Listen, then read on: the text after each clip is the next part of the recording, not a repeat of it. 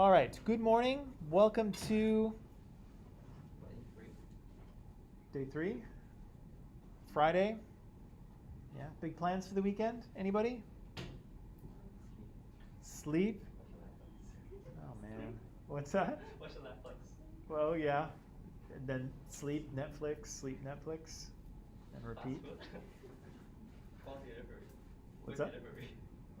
Oh, Just and, order food delivery. oh, jeez.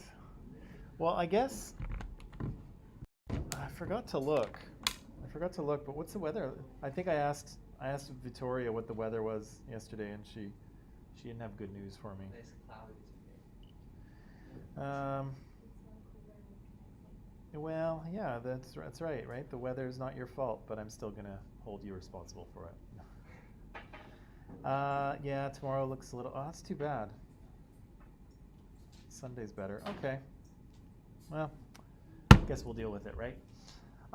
Okay, so let me just say hello to some people here. So Vito is here. Good morning, Vito. And Shota's here. Good morning. And Tafadzwa is here. So good morning to you as well.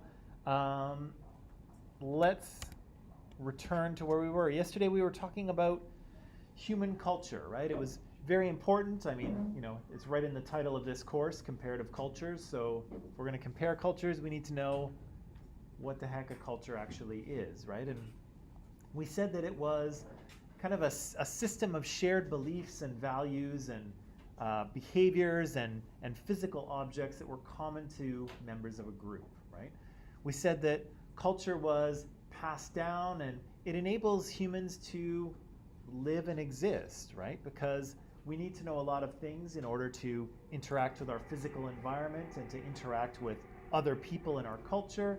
And we're not really born with that information programmed into us, right? Many animals are. They just hatch or they're born and they're good to go, right? They have all the programming they need. But humans are more complicated, right? And it takes us a long time to learn all of the things that we need to know in order to be humans, right? Or be humans as we know them. Yesterday I introduced the fact that there's going to be 4 characteristics of culture. Yesterday we talked about how culture was symbolic, right? And cultures are just kind of webs of symbols, right? Things that represent other things. Sometimes visual symbols, sometimes audible symbols, like talking to each other. Sometimes we read, sometimes we gesture, sometimes certain dances or rituals or the clothing we wear. All of these things are symbols that transmit meaning to other people, right? And that and people transmit meaning back to us, right? We said that culture was also learned, and we were talking about that yesterday. So we looked at the symbols. We talked about the kwakwakiwak here, and we kind of went back in time, right? I described a ritual from the kwakwakiwak culture, which demonstrated to us this sort of primary symbol of hunger, right? And so we said that the kwakwakiwak have a lot of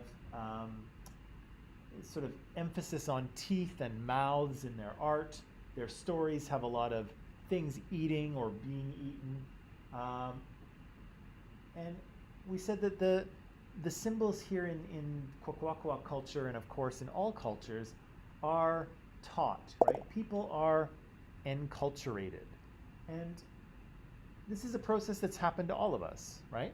We've all been enculturated in our own culture, right? In our home cultures. But that process is not over, right? Especially if you come to a new culture, you have to learn some new things, right? You might have to learn a new language, or in your case, you kind of already know it. But you might have to learn new ways of doing things, new kind of cultural practices, new behaviors. All of these things might be part of kind of an ongoing enculturation. And I would suggest that we're all part of this process throughout our entire lives, right? We're either learning from other people, or we are teaching other people how to act in accordance with our cultural ideals, right? So this is something that we're all involved in, I would say, throughout our entire lives. Yesterday I was talking about how culture is learned, and I said sometimes instructions are direct, right? Our parents or our caregivers or our teachers, they tell us how to do things, but then sometimes those lessons are kind of more subtle, they're more implied, right? And so we looked at the chessboard yesterday through the eyes of an anthropologist, and we said that, you know, there's actually quite a few, there's a lot of meaning here, right? There's a lot of kind of cultural lessons that are encoded in the game that, you know, if you don't pay attention and you just play the game, it's fine, right? It's just a game.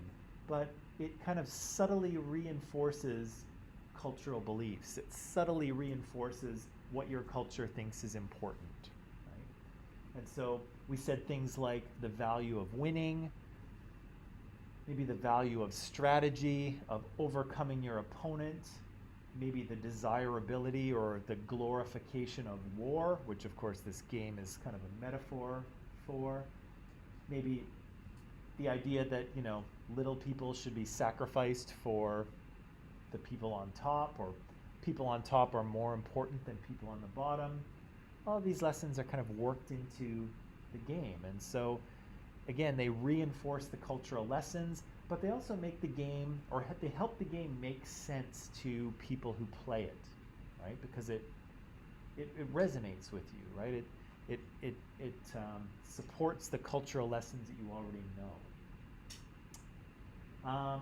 So I gave you an example there, the chessboard. We also kind of went back in time to a Kapuku ritual, and I described it to you, and you know, it was a very strange ritual on the surface, right, if you don't really understand what's happening. But again, once you understand the Kapuku sort of lifestyle or life way, right, the fact that they gather and hunt their own food during most of the year, and then they have to live on that stored food through the winter, the control of that hunger, of their hunger, is an important part of their life. If they don't use their food responsibly, they will run out and they may starve, right? And similarly, I said that for them it's a metaphor for, you know, how to exist in society. We all have negative impulses and negative emotions, but they have to be controlled, right? Because if we just let them out and act on them, they're damaging to all of us, to everyone around us, right?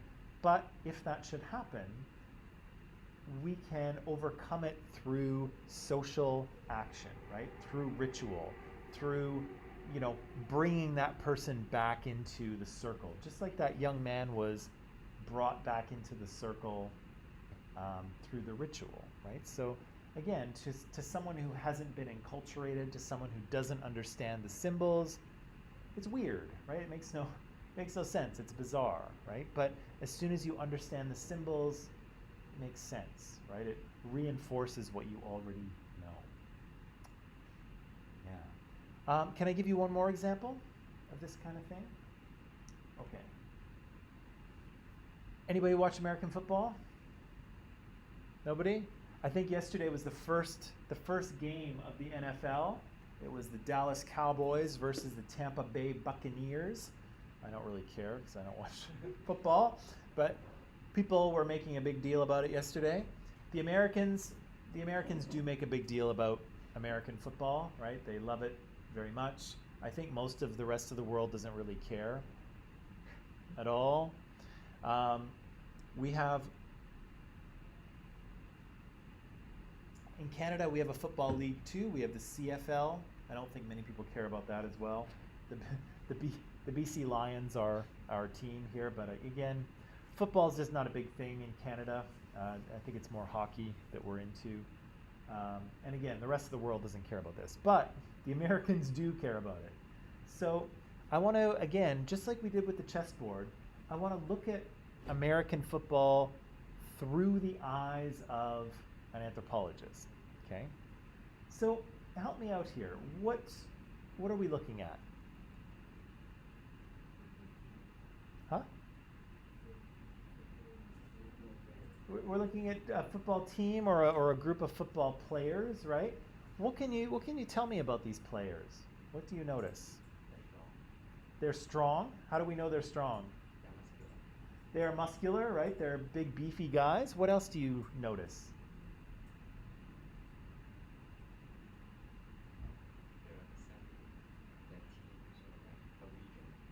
Okay. And how do we know they represent teams or regions? Yeah, they have a uniform, right? They all everyone on the team. I know this sounds ridiculous and overly simple to say, but let's just go with it. Yeah, they all have a team, and we know they're a team because they all wear the same colors, right? The same uniform. What else do you notice about these guys? They all what? Oh, they're all African American, right? All these players are black. Interesting. I don't know. I don't know that that's on purpose. Certainly, there are a lot of black players in the NFL. But yeah, that's for sure. What else do we notice about these guys? Well, I guess I kind of gave it away, but they are all men, are they not? How can we tell?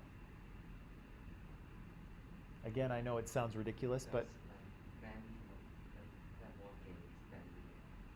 they what? Oh, okay. Right. Sure. So men's sports are generally more popular than women's sports, for sure. But how do we know these guys are men? Yeah, the shape of their body, right? So we're seeing, kind of big shoulders, big head, right? Narrow waists, and their equipment, their padding kind of accentuates that, right? There's that kind of, upside down V shape that men are kind of, well, I don't know if they're supposed to have it, but they're definitely that shape, right? Big shoulders, big head, smaller kind of waist and lower body, right?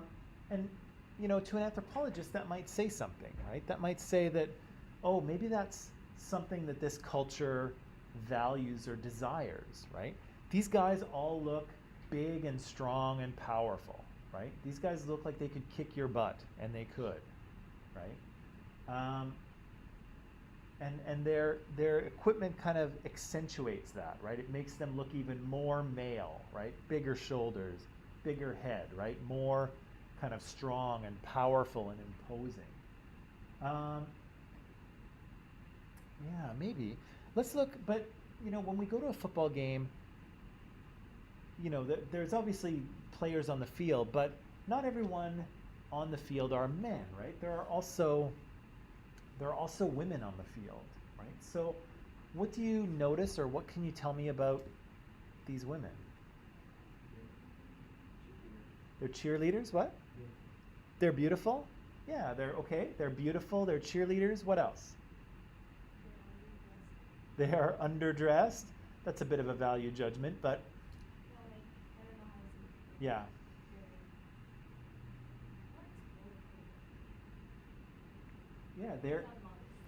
Yeah, these uniforms here don't show a lot of skin, right? And interestingly, we can't even see these guys' faces, right?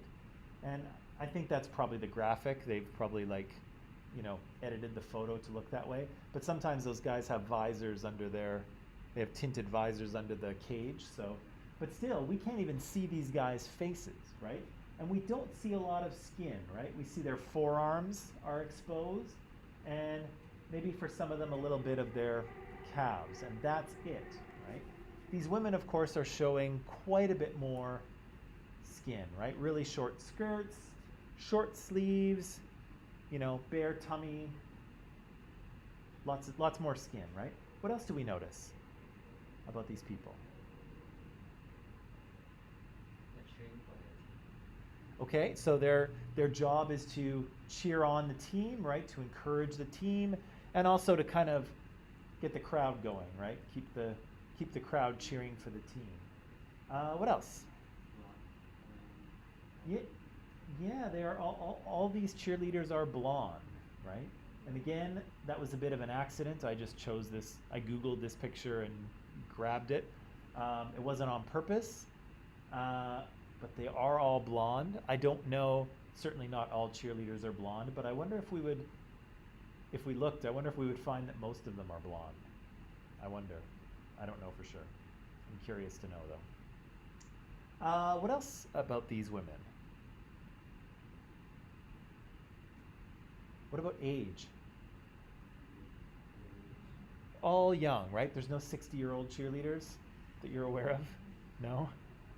Okay, they're all young, they're all pretty, they're showing lots of skin, they're all blonde. We know their job is to kind of cheer on the team. Anything else that we should notice about these people?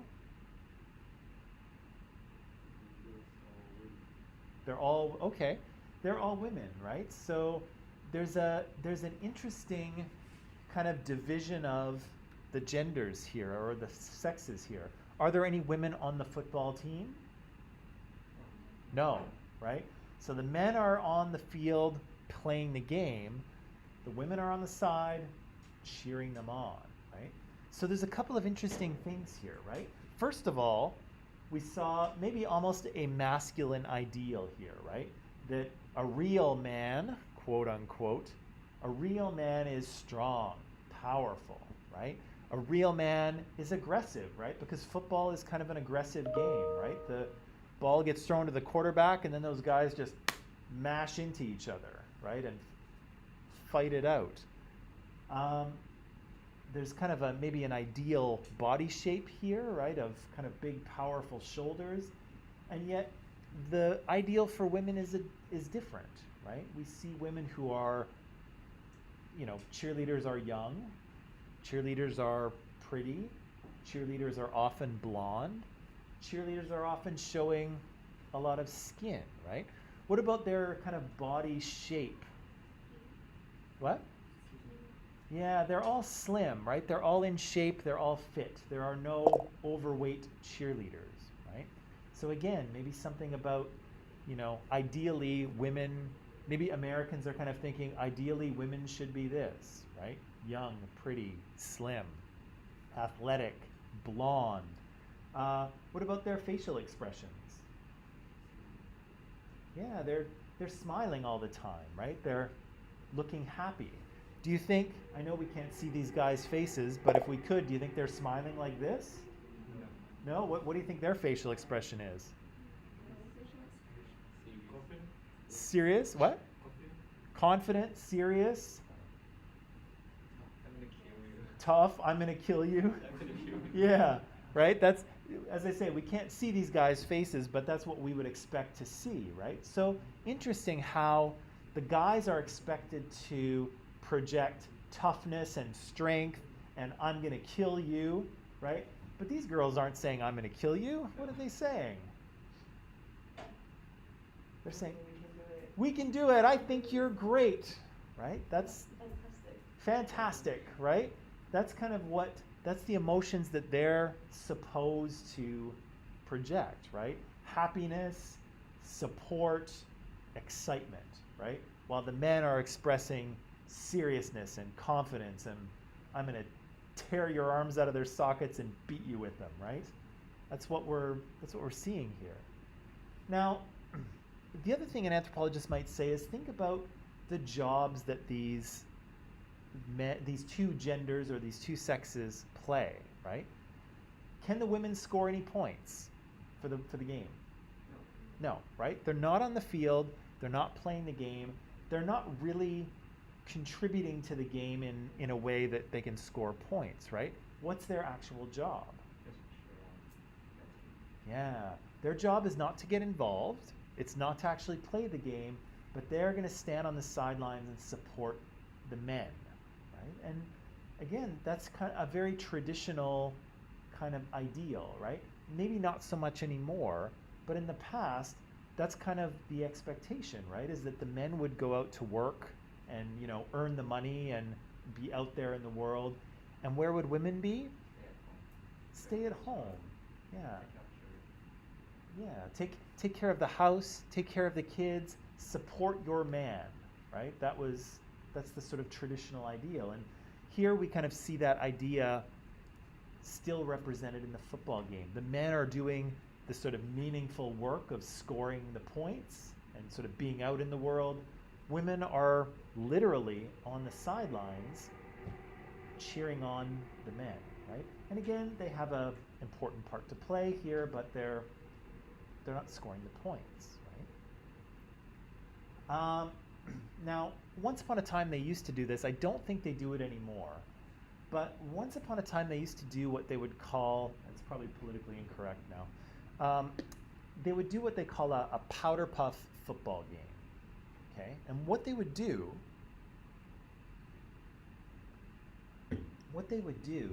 is they would switch jobs, basically. So the women here would put on the equipment, right, and the helmets and that black stuff that they put under their eyes, the football players, and the whole thing, and they would go out and play football. And the men would get dressed up as cheerleaders, and they would cheer on the women. Okay? Has anyone ever seen anything like this before? No. Okay. Now, I want you to kind of imagine how it goes in your head, though.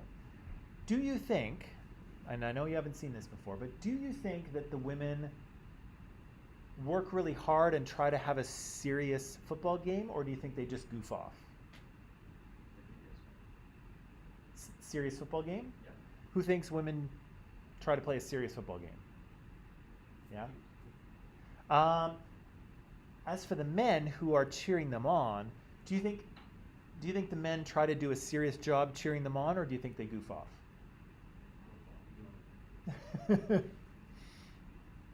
Well, you're right. That's exactly what happens, right? The women go out there and play a serious game of football, right? To the best of their ability. They're not professional football players, but they play hard, right? The guys, on the other hand, do not. The guys goof around and act like idiots and have a good time with it, right? But, which is fine. You know, it's just for fun. The whole thing is just for fun. But isn't it interesting? Isn't it interesting that that's what happens, right? Why do you think the women play a serious game of football while the men horse around?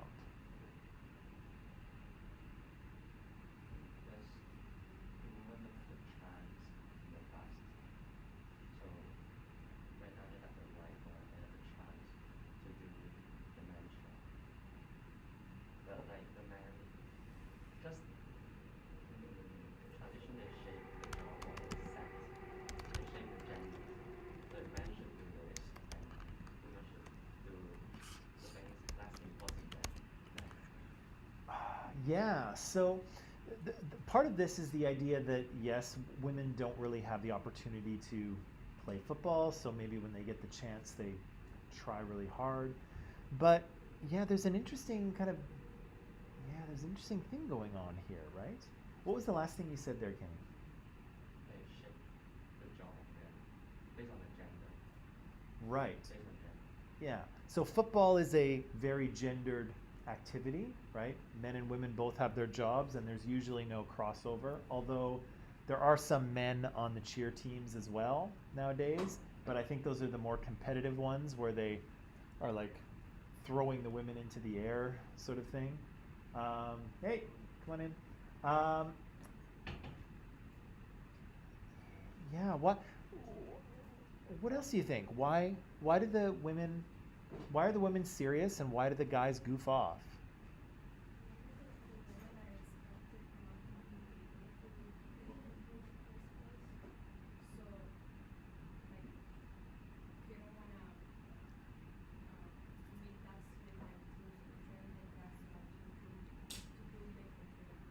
Right. So there's almost this idea that like maybe women wouldn't be capable of playing football, right? Maybe they're not strong enough or competent enough, and the girls are like, you know what? We're gonna prove them wrong, right? We're gonna go out there and play the best game of football we can, and indeed they do, right? They go out and do that. But why don't guys feel that same Why don't they have that same feeling? Because they look down. Yeah. They think like the cheering job should be done by the women, and they do shame to do this kind of job. They think they're more powerful than men. Right. It's more exciting for men to play football games, but they think women is fine because they are weak, they are not as strong. Yeah.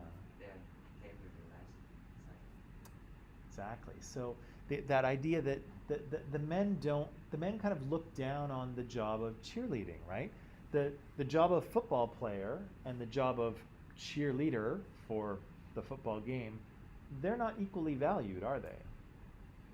No, right? The football player's contribution is much more valuable than the cheerleader's contribution in their eyes, right? So when the women go out to play, they're like, yeah, we're gonna show them, right? We're gonna do this.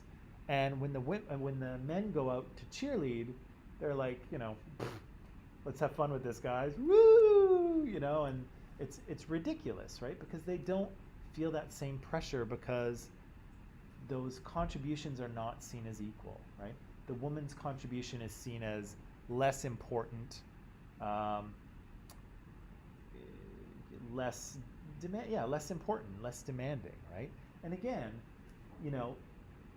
some of these cheer teams are incredible, right? Like if you, not right now, but if you want to Google on the break, like competitive cheer teams, holy cow, like they're flinging people in the air and catching them, and it's like a whole gymnastics routine. It's unbelievable, right? The athletic skill that some of these teams can demonstrate. But the guys aren't really interested in that, right? Because they don't value it as much. And so, from an anthropologist's point of view, maybe that says something about American society too. Maybe men's contributions are seen as more valuable than women's contributions, right? The things that men do are more important. The things that women do, not so much, right? And again, I'm not suggesting that that's good or the way it should be, but I'm just asking the question of, might that be true of American society, right? Men's contributions are more important, maybe. Right? Let me show you this. What's this thing? It's a what? It's it's something you would use in practice. What does it show?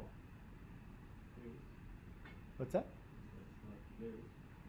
Yeah, there's players, right? So we can see here all the players are on the field. What are those letters? Yeah, they're positions, right? So there's there's a center and there's a guard. I don't know if this is right or not. I don't pay attention to football. There's a tight end. There's wide receivers and quarterbacks and halfbacks and fullbacks. All of these guys have different positions, right? And of course, the little arrows and drawings are the play, right? So if you know anything about football, the center's got the ball. He's going to pass it back to the quarterback, and the quarterback's job is going to be to throw it, and hopefully one of those wide receivers on the end will catch it, right? So ball goes to the quarterback.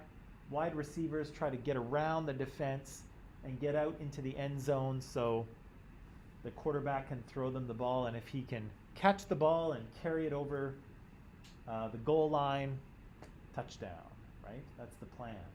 And so this is a little play. Now, who kind of draws these things up usually? Coach, right? So the coach is going to draw these up. And what's kind of the lesson here? Well, maybe this is kind of in part a metaphor for the world of work, right? If you want to win, if you want to succeed, if you want to get ahead, should you listen to the boss and do what they say? Yeah, right? The coach is the boss, right? And so it's not, football teams are not a democracy, right? The coach is in charge. If the coach says you do this, then you do that, right? Unless you want to sit on the bench, which nobody does. What about all those positions, right? Maybe the idea that, in the world of work, you have to do your job, right? You don't get to do just whatever you want, right? You have to play your position. You have to do what you're supposed to do, right? This guy here, who's the FB, the fullback, his job is to protect the quarterback, right? Quarterback's going to get the ball. He's going to try to find someone to throw it to. Meanwhile, all those red players are going to try to storm in on him and, grind his bones into the into the grass, right? So the fullback is there to try and protect the quarterback and give him enough time to find someone to pass to, right? So that fullback has no business running off into the end zone trying to catch the ball, right? That's not his position. His position is to protect the quarterback. So everyone has to do their job if you want to be successful. You don't just do whatever you want. And you listen to the boss, right? And so, let me just see what my next one is. Oh, yeah. So you may agree with some of those observations and you may not, and it's okay if you don't. But it is interesting to think of, why a game like this makes so much sense to Americans and why they love it so much, right? And certainly it's kind of their game, right? Most of the rest of the world doesn't really care about it. But also it's interesting to think about the fact that maybe there are cultural lessons in this game, right? That reinforce what Americans already think about society, right? So when they watch this game, it makes sense to them, right? It resonates with them because it reflects cultural lessons that they've already learned, right? What are real men supposed to be, right? There they all are on the field. Look at those guys, right? What are real women supposed to, I'm going to put in quotes, real, ideal women supposed to be? There they all are on the sidelines dancing around and cheering, right? How does the game work, right? Who's in charge, right? All of these things reflect what Americans already think about their own society, right? And so, yes, the game is fun, and yes, it's fun to watch and see who's going to score, and it's exciting, but again, it's also kind of resonating for them on a different level, right? Does that make sense? Do you kind of see, again, you don't have to agree with everything I've said here, but do you kind of see how one could see that? One of the things that, and maybe, are there any like football fans out there? So, like soccer football, real football? Yeah. One of the things that I often notice about, because I don't watch a lot of football, but one of the things I often notice about, and this might be a bit of a culture thing, or it might just be a difference in the game, is when when football players get hurt, right? Because these guys, the slightest little kick and they are down on the ground, like they're rolling around, and you're like, oh my God, like they must have broken every bone in their leg, right? It looks so real, right? They're like, oh, and then a minute later they're up and they're running around, right? And you're just like, were you even hurt? Right? And so, but I know that's how the game goes, right? That's how football works, right? You make a big deal out of it. But it's interesting for me to watch because I was raised with hockey, and in hockey there's the opposite value. Like you don't overdo it. Like if you're hurt, yeah, like you're hurt. But if you're not, get up and keep skating, right? Like don't make a big fuss about it, you big baby, right? That's kind of the feeling in hockey.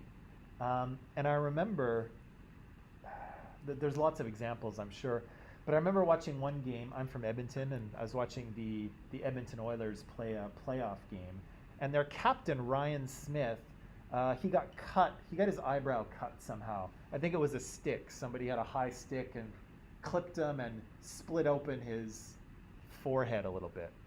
And so, he went down, and there was a whistle, and he went off the ice because he was bleeding everywhere, and the guy got a penalty who high sticked him, and the play starts up again, and the camera goes, and the team doctor is stitching him up while he's sitting on the bench, Like he's sitting there, they stitched him up, and then he was back on the ice in like 3 or 4 minutes.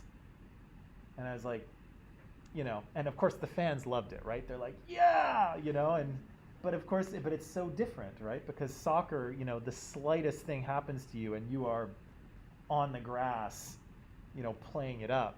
Whereas in hockey, the expectation is like, if you're not hurt, keep going. And he was hurt, right? Like there was blood all over the place, and stitched him up and back in, right? And so, again, these things, I don't really know how to interpret the football injury, but I do know how to interpret the hockey one, right? Because Canadians like to feel that they are tough, right? We live in a cold climate, right? It's the weather can be pretty tough here in Canada, and we like to feel that we're tough too, right? And so when we see that, when we see a player reflect that value back at us, we're like, yeah, right?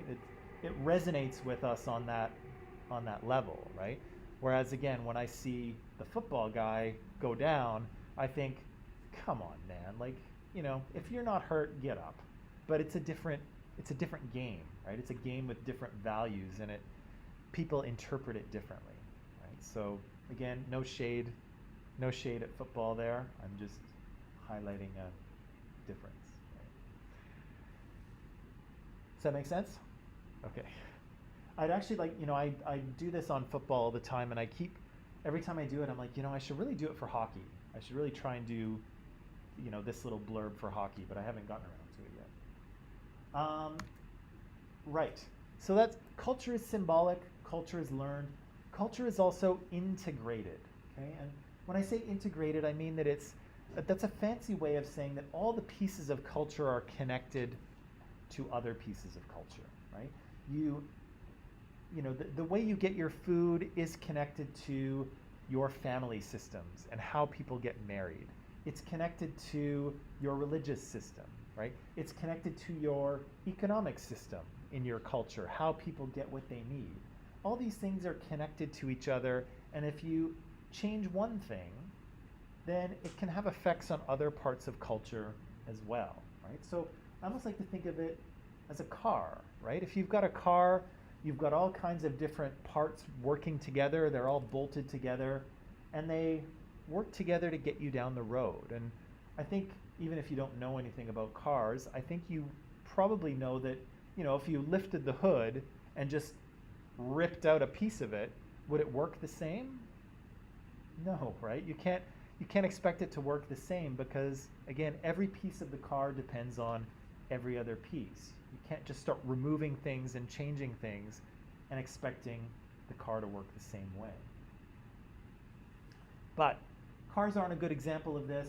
Let's look at an anthropological one, okay? So these people here are the Kapuku, okay? The Kapuku culture comes from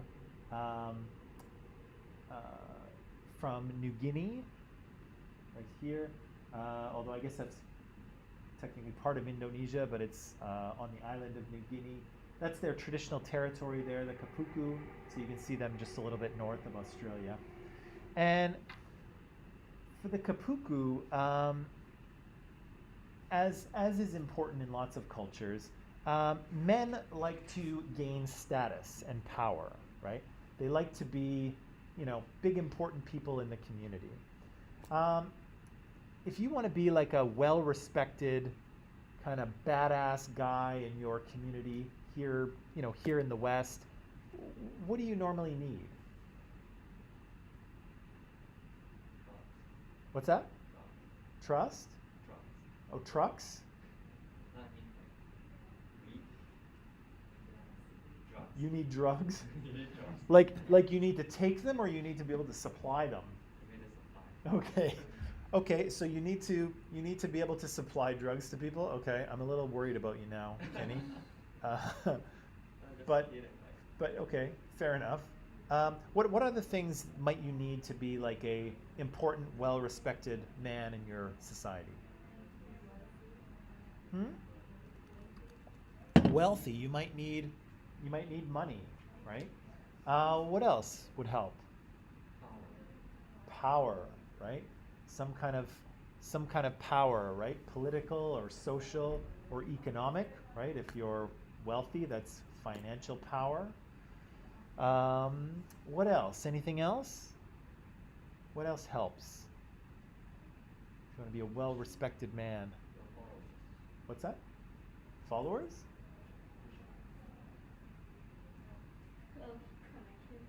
Connection. Connection to, in what way? Okay, so you need, you need kind of a network of, you need to know people, right? You need to have a relationship with others, right? You need to be connected. All good. Anything else? Okay. Well, those are all very astute observations, and I think they're all very true for the West. Some of them are true even for the Kapuku in New Guinea, but for the Kapuku, if you want to be an important, well-respected man in the community, you need these. Isn't he cute? Not cute? Yeah, whatever. He's a pig, right? Pigs aren't for everybody. Yes, here is a pig, right? And you might not think, this is a strange thing for someone to need in order to be powerful, but in Kapuku society, the pig is something that is, it has value, and it's something that's exchanged between powerful men. Okay, so sometimes the pigs are eaten, right? Because pigs can be pretty tasty. Let's face it. Sometimes the pigs are eaten, but often they are exchanged by powerful men, right? So I'm an important guy in the community. I might have a bit of a party. I might have a bit of a celebration. And at that celebration, I'm going to go to Chen and I'm going to give him 10 pigs. Okay? You're welcome. And so now Chen's going to kind of owe me 10 pigs now. Okay? And again, not right away, right? It's fine. You don't have to bring them back tomorrow or next week or next year, but you owe me, right? And so eventually it may come time that you want to give them back, or I may come to you and say, hey Chen, I loaned you those pigs, any chance that they can come back, right? And so in repaying the gift, you are kind of affirming the relationship, right? And that's often what we do, right? When we give gifts, we create an obligation, right? We create a relationship, right? If it's Felicia's birthday next week, right? I don't know if it is, but if it was, and I gave you a little birthday present, right? You kind of owe me in a way, right?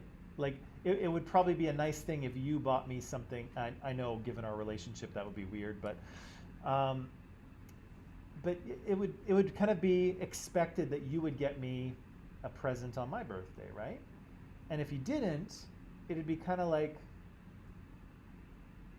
oh, well, I got you something and you didn't get me anything, ugh. Right?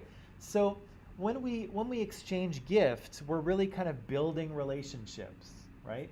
I'm giving you the gift and I'm saying, hey, I'm your friend, right? Here's a gift.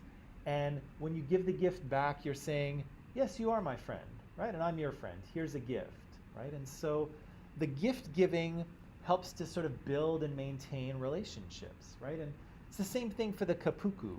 They're exchanging pigs, building networks of relationships, which Felicia said was important, right? Those connections are important. And for the Kapuku, the pigs are the way that they help build those things, by gifts of pigs that are later repaid, okay? So far, so good? Here's where the integrated part comes in, okay? Now, if I give Chen those pigs, those 10 pigs, the problem is he now has to feed those pigs, right? Pigs need to eat. And as it turns out, the pigs really like to eat sweet potatoes or yams. And in Kapuku society, yams are mostly grown by women in their garden, right? So Chen's going to need to get his hands on some potatoes to feed to his pigs, right? How is he going to get his hands on those potatoes if they grow in the garden of women? Yeah. Yeah, he's going to have to get married, right? He's going to need a wife. And then the wife can work in the garden, grow the potatoes to feed the pigs that he can then exchange with other men, right? And the more he gives and receives and gives again, the more status he builds, right? And this is a difference between their society and ours, right? Our societies mostly reward people for having a lot of stuff, right? And I think, Felicia, did you mention too having money, right? If you want to be a powerful person, being rich tends to help, right? In Kapuku society, it's kind of the opposite. If you want to be well respected, you have to give, right? So if I want to be well respected, I have to give those pigs to Chen, right? Chen's going to give them back to me eventually, but then what am I going to do? I'm going to give again, right? I'm going to give them to someone else, right? I'm going to continually keep giving. And the more I can give, the more people are going to respect me and look up to me and do what I say, right? The more authority I'm going to have. So Chen's going to need these sweet potatoes, so he's going to have to get married. But of course, to get married, he's going to need some status of his own, right? He needs people to respect him. Women don't want to marry a guy that nobody respects, right? They want to marry a guy who people think is a good person, right? And who is respected in the community. So all these things are kind of connected to each other, right? You need the pigs need the potatoes, women grow the potatoes, and in order to get a wife, you have to gain status, right? So all of these things are kind of linked together within the culture. Now, if Chen doesn't want to just be a blue guy over there, or if he doesn't want to be a yellow guy, if he wants to be the red guy, what's he going to need to do? Give more pigs, right? And have more pigs. What's that going to mean for sweet potatoes? More potatoes, right? How's he going to get more potatoes? More, yeah. It's true, right? So some of these guys have multiple wives, right? And so they have multiple wives working in multiple gardens, growing all kinds of potatoes that can help feed these pigs that they can then give away and elevate their own status, right? It all makes sense. But there's a bit of a problem, don't you see? Do you see the problem with maybe something like this? Particularly with those guys that have multiple wives? Yeah, right? Most societies have a pretty equal sex ratio, right? So for men who have multiple wives, that means there's going to be some guys for whom there is no one, right? And some guys may be like, phew, that's a relief, right? But it's a bit of a problem, right? Because if you don't have a wife, can you really participate in this system? No, right? In some ways you're shut out, right? Or you really can only participate to a limited degree. So that's not a good system, right? There's going to be problems, right? There's going to be guys who are shut out of this system because there's nobody for them. There's no wives for them. But again, culture is integrated, right? There is a way in which this is kind of fixed. And it has to do with warfare. And so the Kapuku, like many other sort of indigenous people in New Guinea, they like to go to war with each other, with neighboring villages. And it's not the same kind of warfare as we're used to. You know, these guys don't, go into the neighboring village and burn it to the ground and kill everybody, and it's not that kind of war. They do, they get all dressed up in their sort of traditional war clothing here and paint. They do run over to the next village and yell and chant and frighten everyone away. Sometimes they'll burn a house down. Sometimes somebody might get killed. Okay, the odd time. somebody gets killed, usually that's the end of it. Everybody goes home.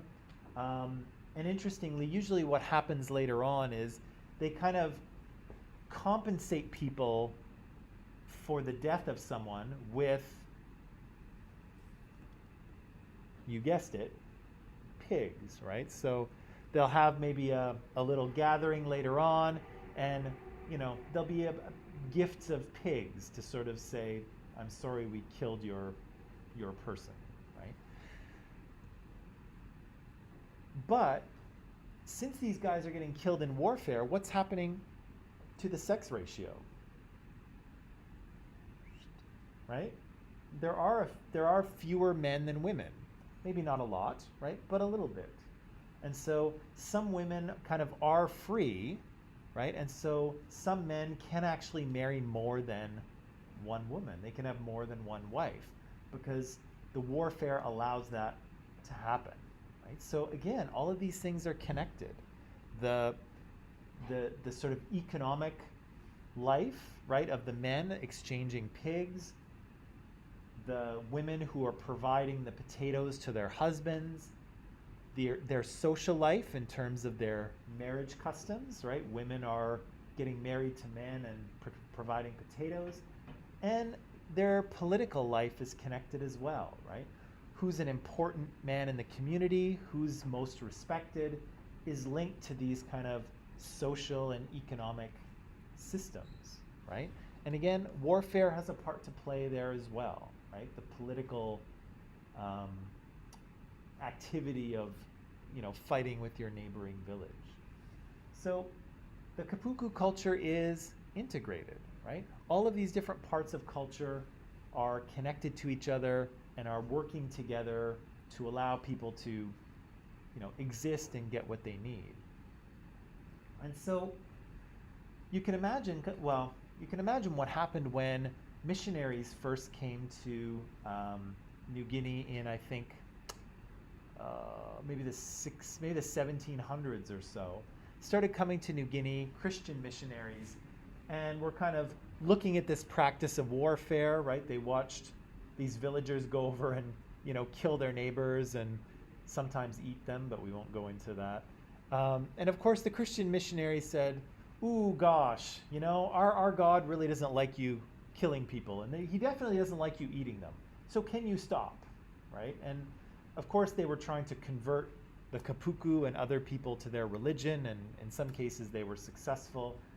But you can see how that would affect everything, right? If you're not going to war anymore, then the sex ratio is going to return to roughly 50-50, right? Then you're going to have either men that can't marry more than one wife, or you're going to have some men who are left without a wife, right? And so that's going to complicate their political system, right? And their method of exchange and economy, right? Everything is going to be affected just by these missionaries who are coming and saying, oh gosh, can you not kill anyone, please? Right? And so all cultures are like this, right? Everything is connected to everything else. And if you start changing one thing, other things usually have to respond, right? Other things are affected. Coolio? Break time? Okay, let's take a break for 10 minutes. Don't raid any neighboring villages on the break. Come back here in 10 minutes and we'll do that.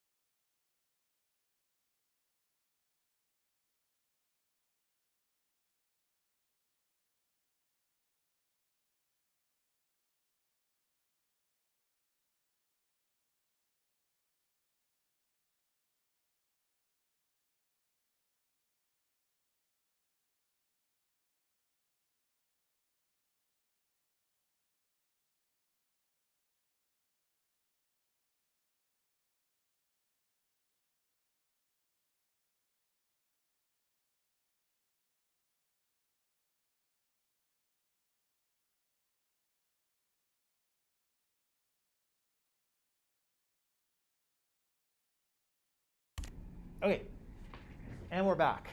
So,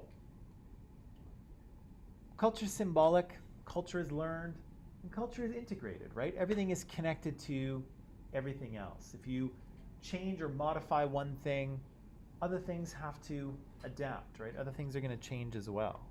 Yeah, and here with this Kapuku example, again, Kenny and I were talking about over the break, it's very oversimplified, right? They have a complicated culture. It's not just all about pigs and yams, right? But it does work that way in a very, in a very basic way. And so their political and their social and their economic life, they're all interlinked. They're all connected. And again, I think the same can be said for all cultures, right? Our culture here, our political lives, our economic lives, our social lives are to some degree connected. Now, the only thing I'll say about this last one, that culture is shared, is a couple things. The only thing I'll say is a couple things. That doesn't make any sense. I'm just going to say a couple things. Number one, culture is shared in that culture is something that we do with other people, right? Usually. But the other thing I'll say here is that you usually can't observe culture, right? You can't be an anthropologist and say, okay, I'm going to get out my notepad and observe culture, right? Because culture is not a physical object, right? Culture is, it's abstract, right? It's something we kind of learn and something we do when we interact with other people. And so anthropologists can't really study culture. Really what they have to study is people's interactions, right? What people think, what people say, what people do, how they behave, and then kind of build a picture of culture from there, right? Culture can't be observed directly. It's something that people do, okay? All right, now,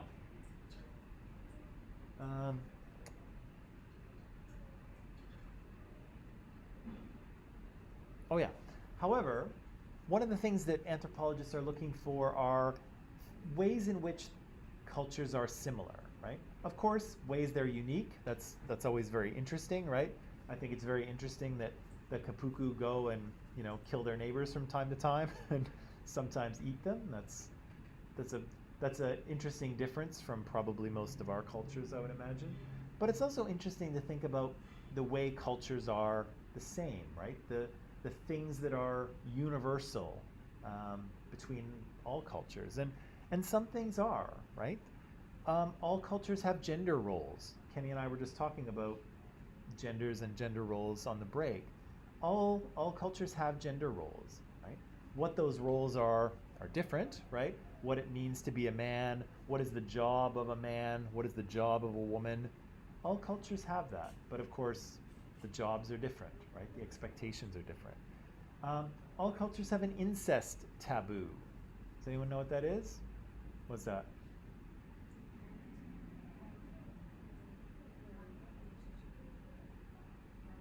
Yeah.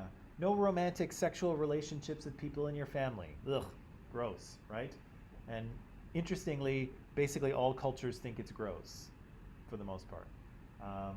Again, there's some royalty that has broken the rules there because they want to keep their, keep everything within the bloodline. But for the most part, all cultures think this is disgusting and gross, and I don't even want to talk about it anymore because it's so gross. Religious and healing ritual, right? All cultures have ways to heal people, right? In various ways. All cultures have mythologies. They all have stories, and we'll talk a little bit about religion and story a little bit later. All cultures have marriage. It might interest you to know. Of course, what marriage looks like is different in every culture. Sometimes there are multiple people in a marriage, like more than two. Sometimes there's more women, sometimes there's more men, but all cultures have some kind of marriage, right? And again, I won't read all of these off, but cultures have, their own language, their own art and dance and music and cooking and all sorts of things, right? So every culture is unique, every culture is different, but every culture, shares some of these common structures, right? Economic systems, political systems, rituals, mythology, language, you know, how to deal with birth and death, how to mark milestones of life, right? How do we know we are no longer a child and we are now an adult, right? How do we know that we've crossed over that threshold, right? All cultures have these things. Right, okay, last thing I'm going to talk about today has to do with these two things, ethnocentrism and cultural relativism, okay? Now, has anyone heard either of these terms before? No? Okay. First one, ethnocentrism, do you know what it means? You need to really participate in the culture. Oh. After you really participate, you can justify what kind of culture is this. But you can't justify before you participate. Oh, not quite. I think you might be thinking of ethnography. Or okay, I know what you're saying though, and that's a thing, but it's not that thing. But that's okay. The question here is that when we're dealing with other cultures, how do we react to practices and beliefs and attitudes that are in conflict with our own culture? Okay, and here's the example I'm going to give you. Has anyone ever heard of these people? That guy looks like he's going to throw that spear right into my head. Anyone ever heard of Aztecs? Yeah? Okay. Aztecs are an interesting people. They are an indigenous people from, originally from what's now Mexico, although they're there earlier than Mexico, right? Mexico is a modern country, and it's kind of founded by the Spanish, who come later. But these people are there before the Spanish, before Mexico is Mexico. And they're a very interesting indigenous culture from the area. Again, you can see they kind of exist in around the 13 to the 1500s. Unfortunately, the Spanish do arrive, and one of the conquistadors, Cortez, gets in a bit of a conflict with the Aztecs and destroys them and destroys their city, and it's kind of awful. But we'll get to that later. This is an Aztec warrior here. You can see him outfitted in feathers, lots of feathers, with his spear and looking very fearsome. The Aztecs are kind of interesting, and they come from this part of the world here. So this is kind of central Mexico right now, and they built kind of a capital city there at Tenochtitlan is what it was called. You can see that there are other cultures in the area as well, right? There are Zapotec people, Mixtec people, Tlaxcala people, and they're different cultures. They're different from the Aztecs. The Aztecs were kind of new to this area.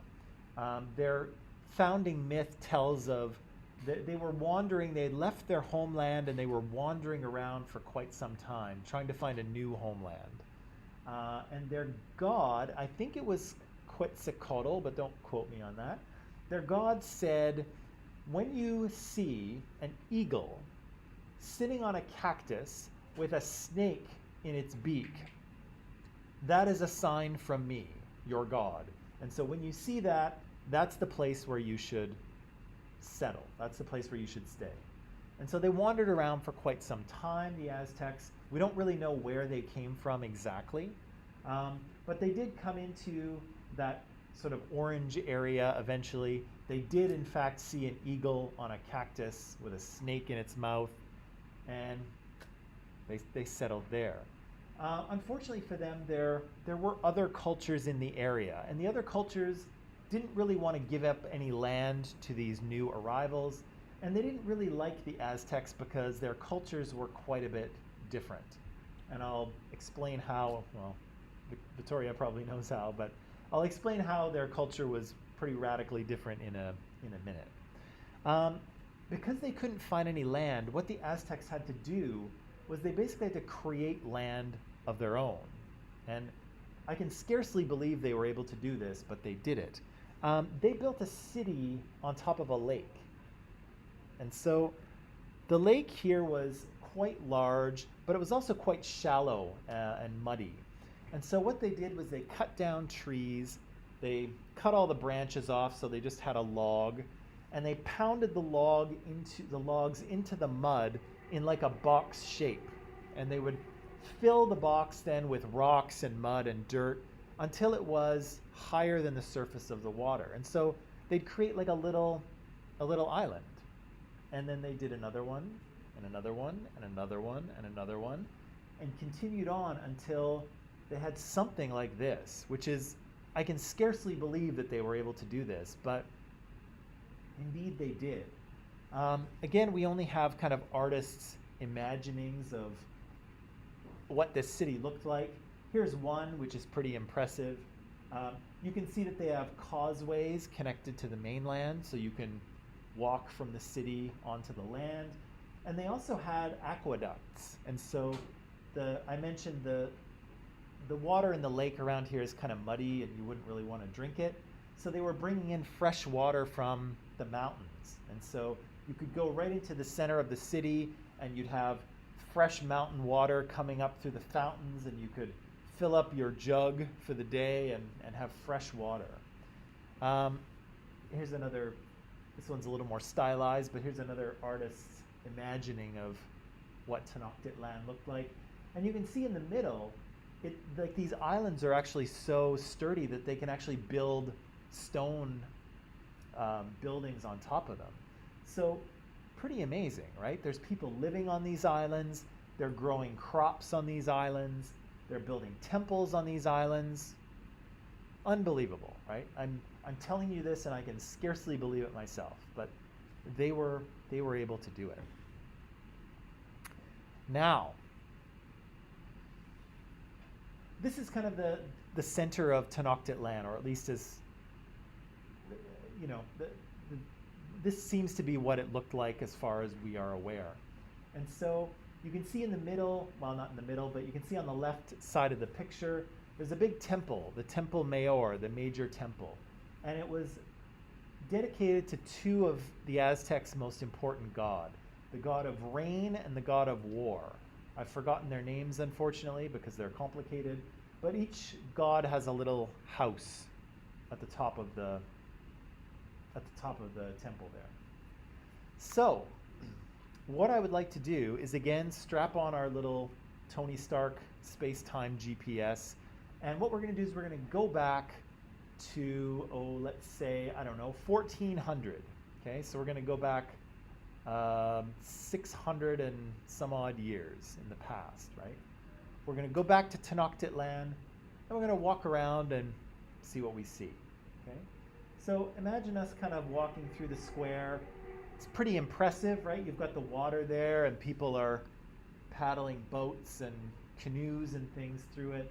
There's lots of people probably running around, probably lots of priests, but also government scribes and officials.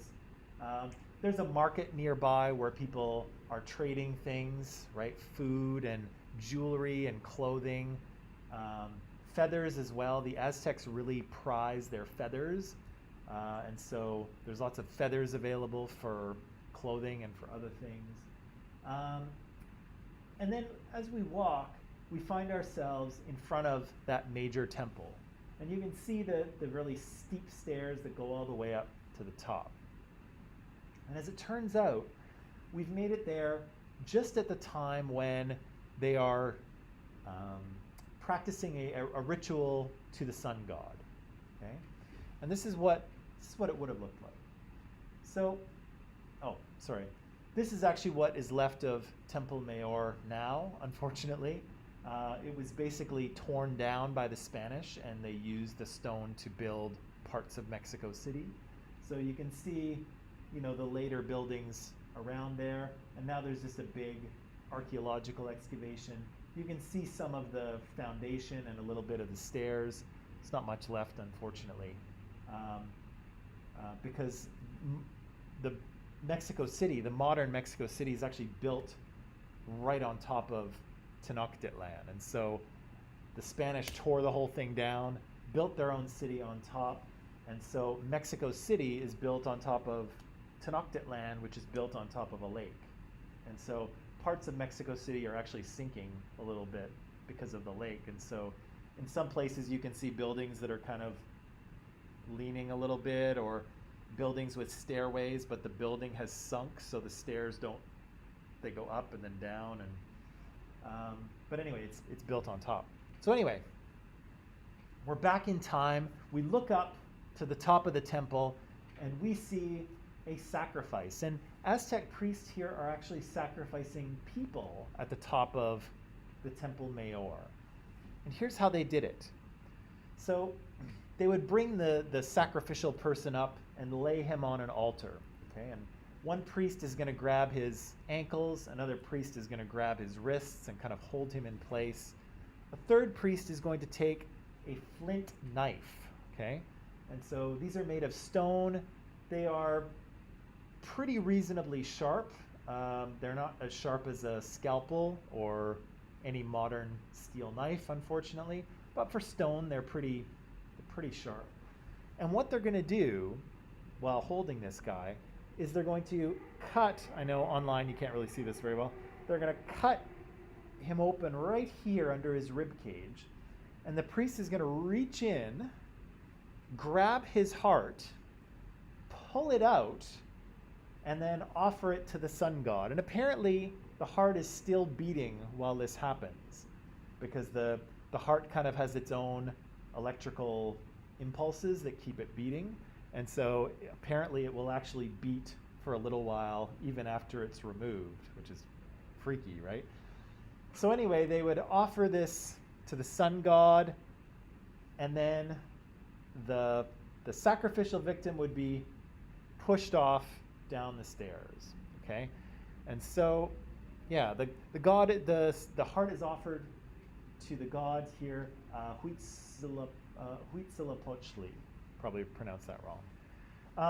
And here's a picture of it happening. This is actually an Aztec drawing. The Aztecs actually drew this. So it looks kind of cartoony, but this is what's happening. These guys are ripping people's hearts out and pushing them down the stairs, right? And you can see some people watching here. There's the priest. There's some poor unfortunate guy with his heart being offered to the god. And then there's a guy at the bottom that has been sacrificed already. You can see there's a guy dragging him away. Often what would happen is that these sacrificial people were captured in war. And so the warrior who captured them would get to take the body away. And what he would do is often kind of cut it up into pieces. He would send some of those pieces to maybe other Aztecs he wanted to impress, or they might just eat parts of that person as well, right? So these are some of the things that the culture clashes that Aztecs had with the other cultures in the region. The other cultures in the region don't do this. They don't cut out people's hearts, and they don't eat other people.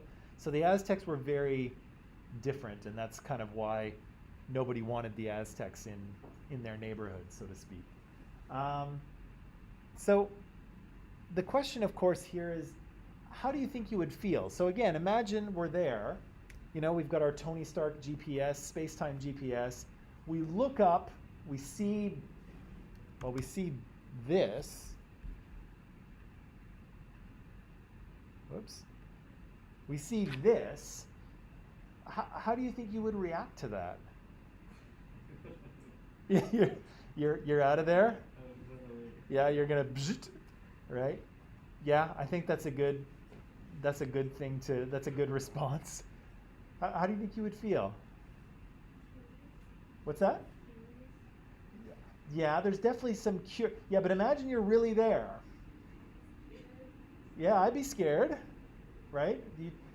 We just saw that guy murdered in front of us, right? And in a pretty gory fashion, right? I'm gonna assume that most of you have never seen anything like this, or at least I hope you haven't, and I hope you never do. This is pretty extreme, right? Do you think anyone would feel sick? Yeah, I think that would be a natural thing, right? You'd feel sick, you'd feel uncomfortable. Mahmoud's getting the heck out of there. Felicia's curious, but I don't think that's her first reaction. I'm sure she's not like, interesting, right? But I'm glad you're curious, but I doubt it would be your first reaction.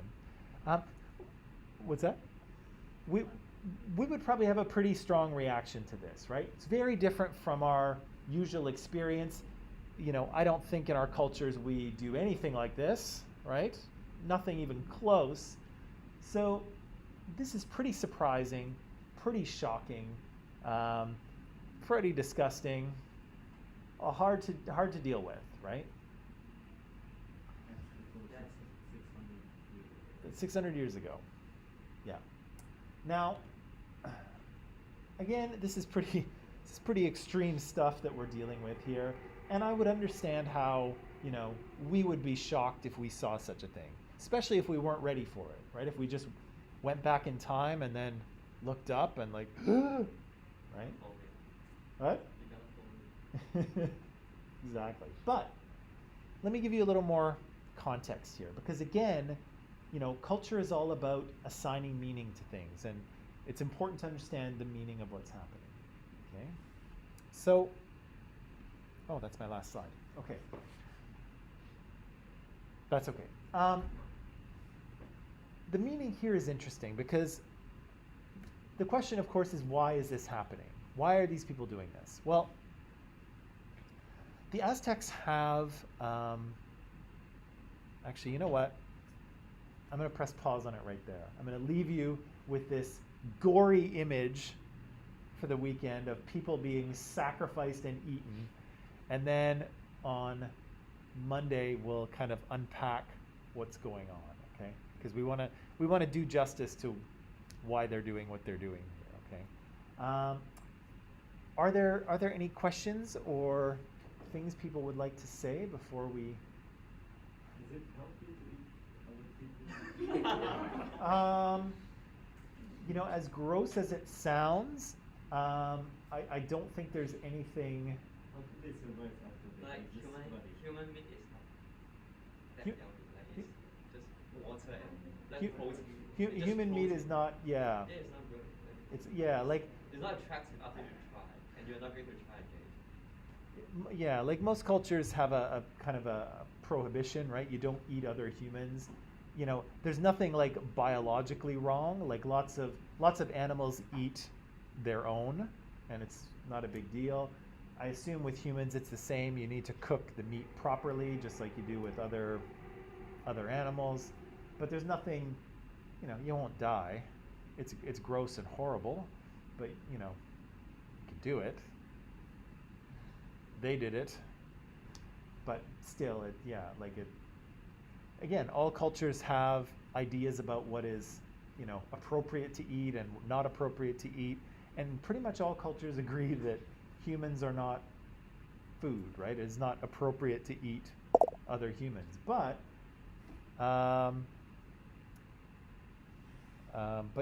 some cultures do, right? And I think Harry sums it up nicely. Yeah, right. Yeah. So you won't die. You can eat a human, but it's pretty. Yeah. Right. Yeah. Disgusting. It's pretty disgusting, right? Most humans agree that that is not proper behavior, right? Okay. I'm going to press pause on that. We'll unpack what's going on here on Monday. Until then, have a really nice weekend. Try to relax, and we'll see you Monday morning, okay? Thank you. Okay. Online people, same thing. Thanks for participating today, and we'll see you on Monday, okay? All right. Bye.